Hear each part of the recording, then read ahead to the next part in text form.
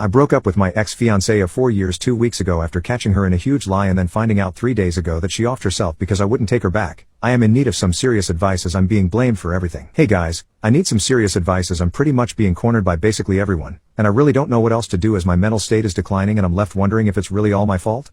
A little background. Me and my ex-fiancée had been together for almost 6 years and engaged for 4 out of those 6 years. I was introduced to her by a close friend at a party and we just clicked. She was attractive, had a great personality and had similar hobbies as me, which made it perfect.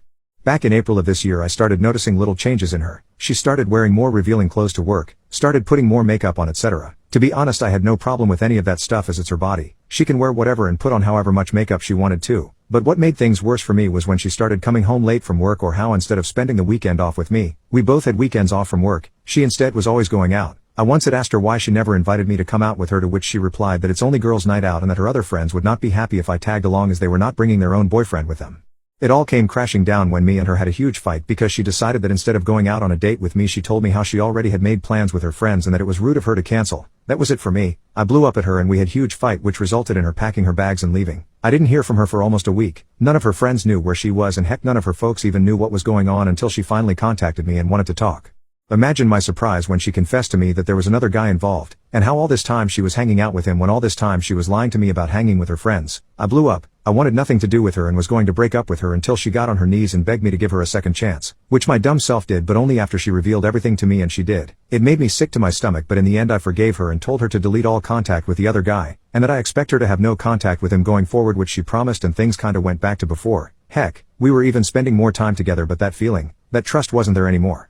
Everything was kinda okay until 2 weeks ago. A friend of mine who was visiting another city, which was 3 hours from where I live, sent me a picture with the message, "Sorry bro, that broke my already broken heart into a billion little pieces." The picture was of my ex-fiancée at a mall 3 hours away from where we lived, holding hands with some stranger who I didn't know. I broke down. I was heartbroken, especially since I thought she was at work while in reality she was 3 hours away holding hands with her lover. When I got home from work I waited for her and right away confronted her, which she denied and called me a psycho for not believing her, and that I was a piece of crap for not trusting her until I showed her the picture that my friend sent me. Her face told me everything, and when the waterworks started I knew that I had made a huge mistake taking her back, so I ended it. She cried and begged me to think it over and not to throw away everything that we have together, which made me angry, and I'm not going to lie, but I was not proud. I'm still not, but she's saying crap like not to throw away everything we have, when it was her who threw away everything. It pissed me off. I told her to pack her stuff and leave, called her parents and mine and told them everything. Her parents came to help her and I told them to basically F off after they told me to think it over and to make the right decision before actually ending it. She begged me not to end things, but I did. I had to for my own peace of mind. I did not hear from her or her parents until 3 days ago when my parents called me to let me know that my ex-fiancée had offed herself. Her parents found her and she had left a letter apologizing to everyone, including my parents and me, and how she is sorry from the bottom of her heart for what she did to me and that how she can't live without me, and because of that she ended it. I am at a loss. Ex-fiancée friends and family are blaming me and my own mother told me that it was my fault. She told me that I should have forgiven her. I am effing disgusted. I have currently taken some time off from work and have not a single clue what to do. I don't know how to move forward with my relationship with my fiancée after finding out about her past. My fiancée, 28 female, is the most amazing, gorgeous, bubbly, and thoughtful woman I have been with. We met through mutual friends and have been together for 2 years. The relationship has been blissful, and I knew she was the one, so I proposed to her 2 weeks ago, and we plan to get married by the end of the year. 2 days ago, when we were together, she told me that there was something very important that she wanted to discuss with me. She said she had hidden some things about her past and wanted to be open about everything before we got married since it's been eating her up, and told me she had been an S-worker for a few years before meeting me. This came as a complete shock to me since I never expected her to have done S-work, but I remained respectful and asked for more details about her past work. She revealed that in her first year of college, when she was 18, she started camming to make some extra money, and after a year of camming, she also started working in an adult club and did it throughout college and a while after that too. Then she got a real job working in an office, so her previous work became too time-consuming and tiring, but she liked how much money S-work brought, and many of her friends also worked as escorts, so she joined the website they all used, and for the next 2 years, she was an escort. After 2 years, she became a sugar baby for one of her regular clients and was with him for about 6 months until he replaced her with someone else, and that is when she felt that she wanted to stop being an S-worker.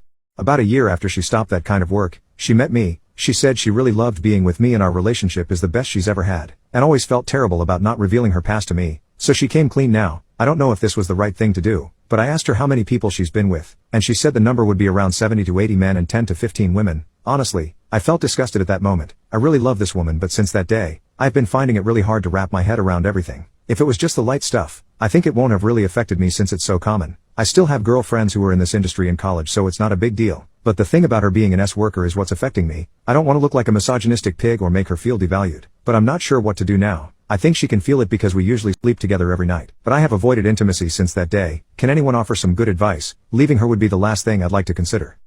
I want to leave my husband, even though he tells me he loves me every day. I, 35 female, have been married to my husband, 29 male, for almost 8 years now, but I feel like I can't waste more of my life being with him. He wants to keep fighting to save the relationship, but I don't feel like there is anything left to save.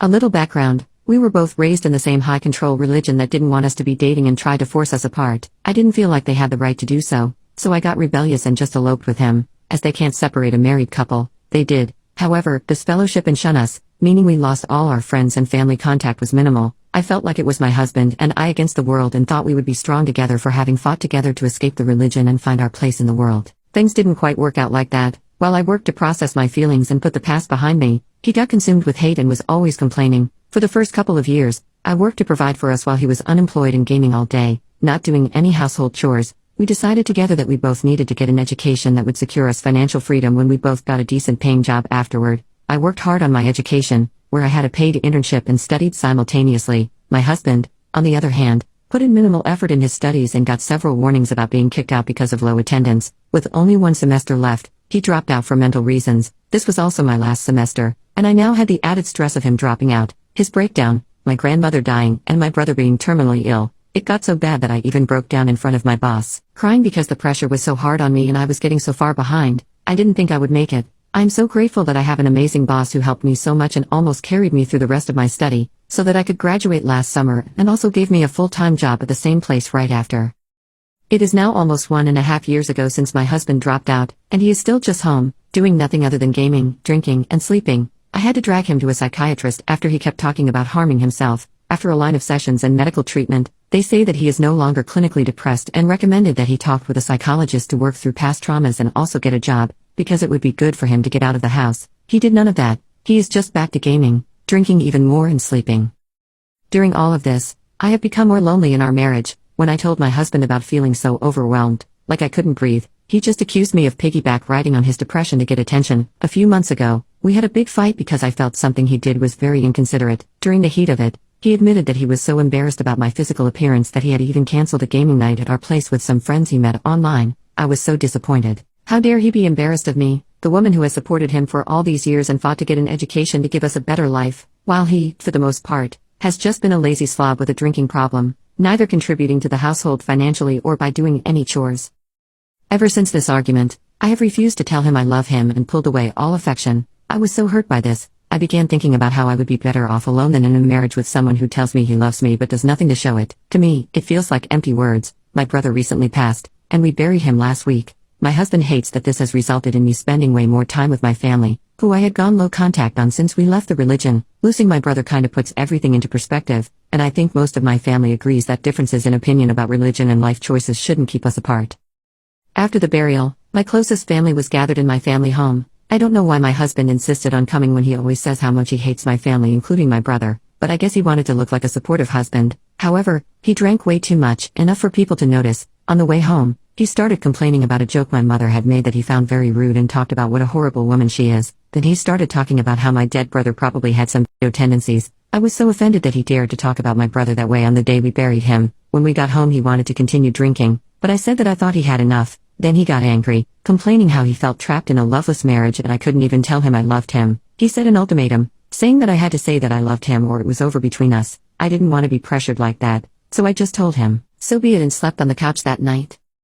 The next day I go to work and stop on the way home to buy moving boxes, just to show him that I take this serious. He is in total disbelief. He calls his mother, who comes over and tries to smooth things over and says we are so good together and we just need to talk out our differences. His mother is a wonderful woman, but I also know she of course does what is best for her son. He definitely needs me more than I need him, and without me it would again fall on his parents to take care of him, since he seems to be unable to do anything on his own. For the past week since this incident, he has been so nice and acting like nothing has happened. He keeps hugging and kissing me and telling me he loves me. Kinda feels like love bombing to convince me to stay, but I am still looking for an apartment, and my family is on standby to help me move whenever I find a place. I try not to confront my husband or reject him too harshly, just so that we can keep the peace while I plan my way out. I kinda feel like a bad person for leaving him while he is going through depression, but I also feel like 8 years is a long time to wait for him to figure out his shit. I feel like I am pushing back my own issues because I need to be strong for both of us. I have always put everyone else's needs before mine. but I really just want to be selfish now for once in my life and take care of me. Thanks to anyone who has listened to my rant. I just needed to vent how I feel and maybe get other people's thoughts on it. I just feel like going crazy dealing with this on my own. Am I wrong for making my son take a paternity test? This is a mess, and I would appreciate opinions from unbiased people. It was recommended that I post here and another page. I 39 female, have 2 kids, 17 male and 10 female. When I was 21 I had a one-night stand which resulted in my son Austin, the father, wanting nothing to do with my child. When my son was 3 I met my husband Mark, 38 male. My son adores my husband and calls him father. Austin met his current girlfriend through Mark's best friend Alan, her father. Macy and Austin have been close since they were young and we were all thrilled when we found out they were dating.